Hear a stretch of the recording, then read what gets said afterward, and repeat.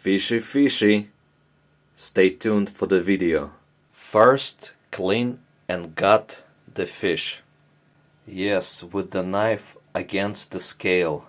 Open the fish up with the knife and remove what's inside, the guts. Wash the fish. Put some olive oil in the dish. Now put fish in the dish. Spice it up with fish spice. Add couple of mushrooms for flavor. Oven is hot. Put the fish in. 200 degrees, 30 minutes. Alright, take out the fish. Let's see what's going on in here.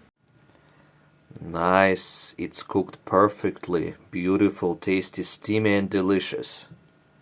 Yes, look how perfectly it's cooked. You can have it with some rice for dinner just like this. Like, share and subscribe.